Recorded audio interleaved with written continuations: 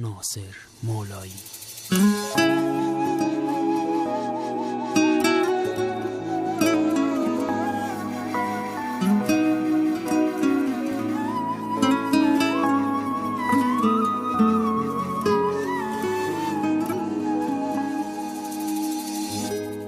Qar yağır şəhrimizin hər yerinə,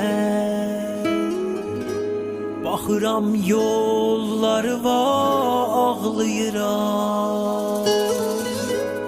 Əlimin isti yerində yenə də,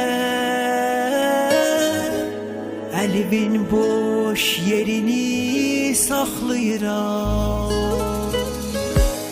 Telefonun nömrəsini hey tuturam,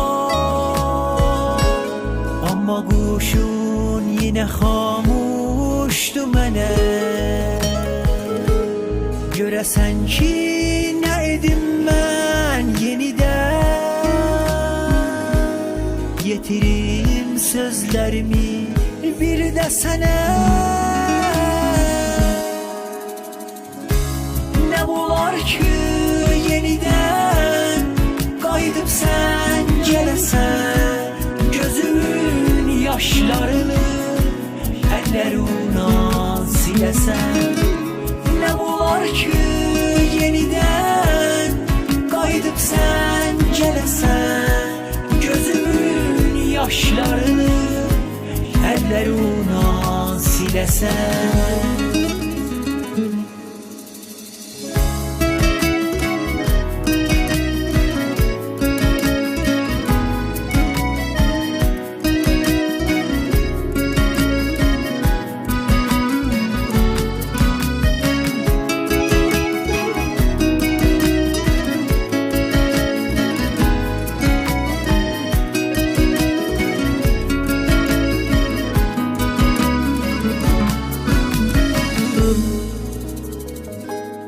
Qar yağır şəhrimizin hər yerinə, təqvimin səhifələri qışla dolu. Sən gedəndən sonra tək mən deyiləm, hara baxsan oranın rəngi solur.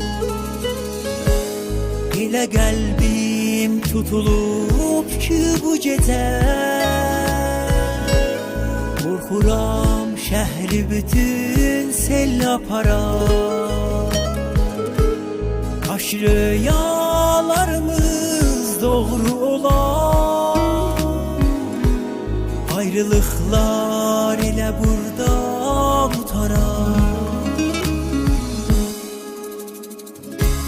Nə olar ki, yeniden qayıdıb sən gələsən, gözümün yaşlarını əllərinlə siləsən.